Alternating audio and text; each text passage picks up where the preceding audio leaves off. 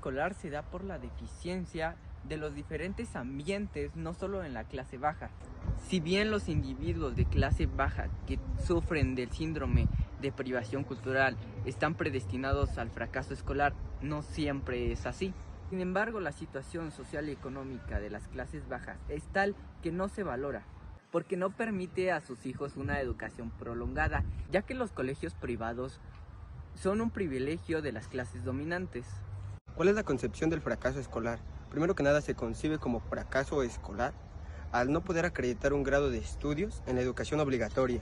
Citando un ejemplo, un niño que estudia o inicia sus estudios en la educación primaria en el primer grado, como coloquialmente lo mencionamos, va pasando. Llega a su educación secundaria y a partir de ahí no logra acreditar el primer grado de estudios en su educación secundaria.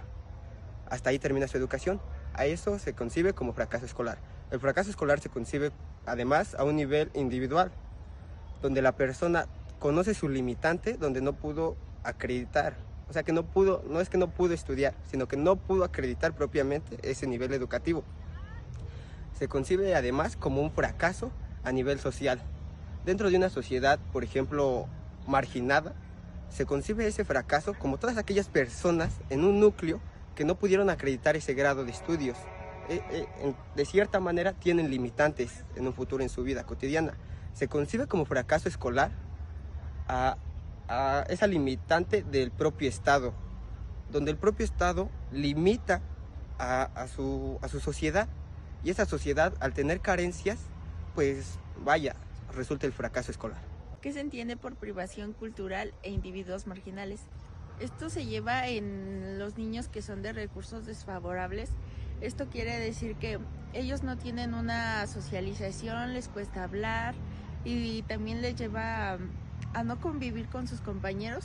Esto quiere decir que desde la temprana edad no se desarrollaron en un ambiente favorable, ya que les cuesta socializar. Entonces esto los lleva a que ellos puedan llevar un ambiente, tener un conocimiento previo, pero ya cuando se cambian a otra escuela, ahí reciben el rechazo de una clase más alta. Como ellos vienen de abajo, entonces hace que no se desarrolle su interacción social por el miedo al rechazo que ha recibido en esta escuela. ¿Cómo influye el contexto en el aprendizaje de las matemáticas? El aprendizaje de las matemáticas en todos los contextos, ya sea social o cultural, llegan a un mismo camino. Está presente en niños de clase recesiva o de clase dominante.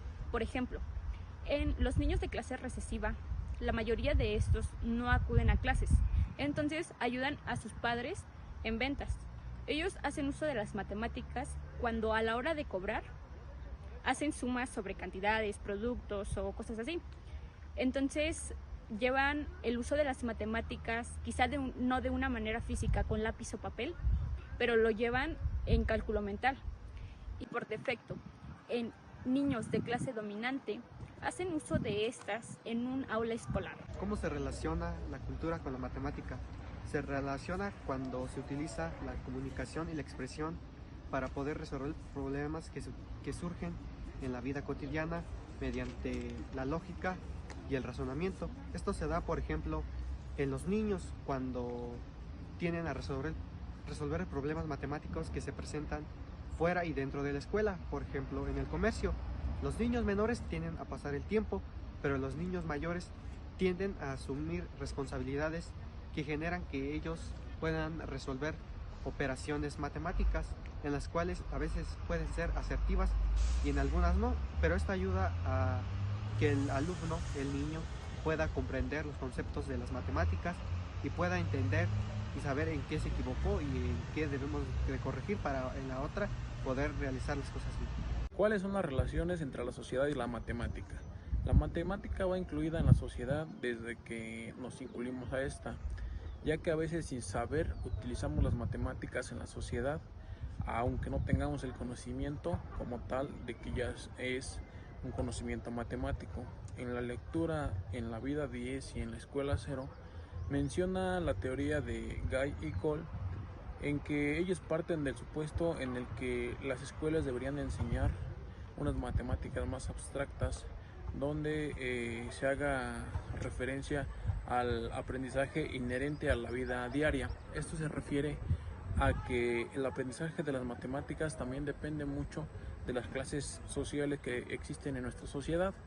En la clase baja a veces no se tiene el conocimiento o no se pueden alcanzar las mismas vivencias que tiene una clase media, por ejemplo, y a veces como docentes cometemos el error de hacer alusión a cosas que no estamos seguros si todos los niños tienen o conocen de alguna cosa. Un ejemplo claro, por ejemplo, en niños de escasos recursos muy bajos, a veces incluso el mencionar al hacer el tema de fracciones, como mencionar lo que es un pastel, una pizza, tal vez no tengan ni la imagen de cómo es o qué es de lo que le estamos hablando. Por eso es que estos autores mencionan a que se debe hacer un aprendizaje inherente a lo que se vive en la vida real. Por eso es que las matemáticas dependen esencialmente de la sociedad y, según esta lectura y según los autores, de el nivel de vida socioeconómico que el niño tenga. Gracias.